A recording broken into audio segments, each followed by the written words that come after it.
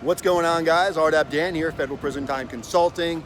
Today we're here in Miami Beach at the federal courthouse. I have a client that is preparing for sentencing. I thought I would take a few minutes to create a video with you guys on 3 points on what you can be doing right now to create the best possible outcome to prepare for sentencing. Right behind this federal building, we also have Miami FDC, the Federal Detention Center, where many of these individuals are being held awaiting sentencing. If you haven't done so, don't forget to subscribe, share, like this channel. I'm RDAP Dan, Federal Prison Time Consulting. Stay tuned, video coming up next.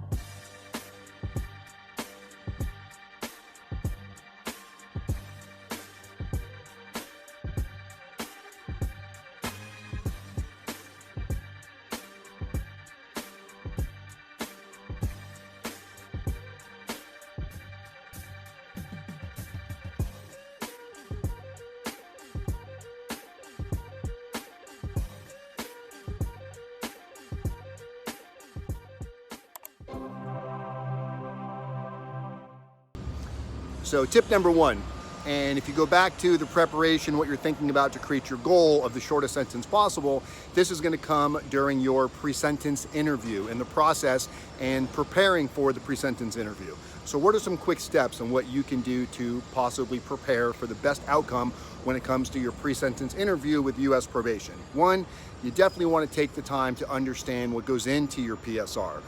When you show up to the interview process, you definitely don't want to show up empty-handed. You want to show up with things like your birth certificate, high school diploma. You want to walk in there with a well-organized personal narrative. You want to make sure that this is going to display reasons why the judge should potentially consider you for a downward departed sentence. You also want to consider things like your substance abuse. If you have substance abuse issues, you want to make sure that these are articulated, that you've gone over this. If you have any documentation that maybe backdates to show that you've had substance abuse issues in your past. And if you haven't, we can definitely help you create a transparent timeline of your substance abuse use. All you got to do is give us a call on the number below. Tip number 2, we've already talked a little bit about the PSR and the importance of the personal narrative and character reference letters, but this also is something that you need to focus on separately, is what's going into your personal narrative, what's going into the reference letters that your friends and family are going to be preparing for you, and what type of sentencing allocution are you going to be preparing at sentencing. That's where you have an opportunity to speak to the judge. So what goes into this? Many people make major mistakes when they're creating this because they're not thinking about their audience. They're not thinking about the individuals that are going to be reading this and what types of letters has the sentencing judge read prior to yours. How many letters has been submitted during sentencing?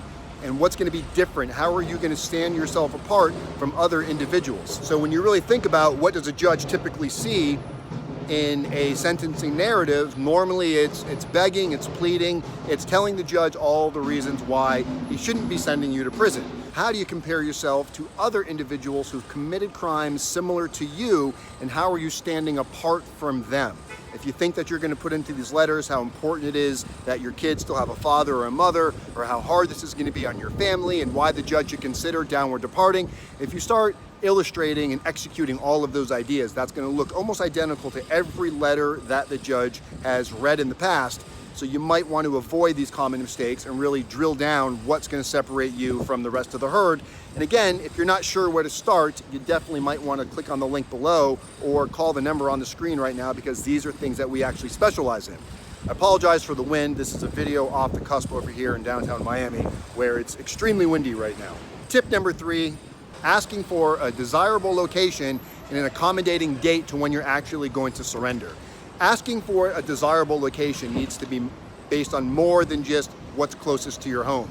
This should be based on your custody level. This should be based on what programs you need. Maybe you're being considered for RDAP. You want to make sure that you're asking for a recommended prison that offers the RDAP program. A lot of times you'll look online, you'll look for the prison that's closest to your house, and that's the prison you want to go to for visitation purposes.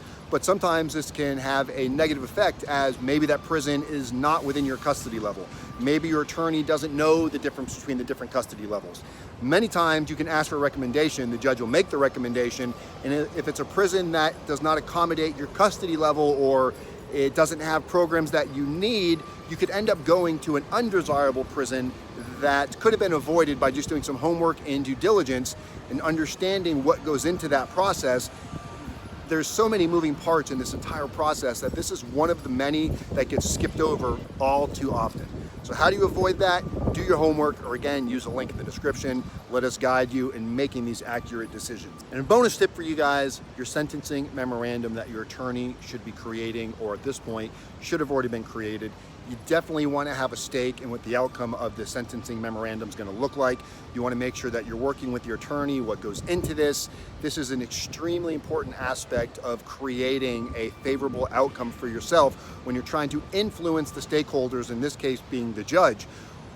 If your sentencing memo is off the grid, meaning it doesn't coincide with the hard work you put into your narrative, your reference letters, your allocution that you're speaking to the judge, all the hard work in creating new habits. If your sentencing memorandum doesn't illustrate any of that, or it doesn't really kind of highlight all of these things, that is going to be one of the last pieces of information that is submitted to the judge that the judge is to consider for any potential downward departures. Also realizing that this is also an opportunity, if you've done any type of coaching or you've rebranded yourself, you have a report to go along with maybe some work you've done with an online coach or a life coach. You know, one of the services that we offer with most of our packages is working with Jenny Good for a minimum of 6 weeks. You have these weekly sessions with Jenny where you're going to be given assignments, you're going to be given activities that you need to complete, all for creating positive outcomes, for creating new habits, showing what you were struggling with, showing what you overcame, and showing where you are today. And then this is all summed up in a very detailed report at the end of the 6 weeks, which this report can be used along with your attorney's sentencing memo added to it to create the influence that you're looking for, that best possible outcome. You're not just going to walk into court and wing it. If you walk into court and wing it or think you don't need any help, you're putting yourself into a situation where you're likely going to create an undesirable outcome that you're going to be thinking about later on what you could have done different. I'm RDAP Dan, Federal Prison Time Consulting. People helping people, communities method, one day at a time. Make sure you click subscribe, share this video, and don't forget, all the links are in the description of this video on how you can contact us. Guys, have an amazing day. I'm off to court.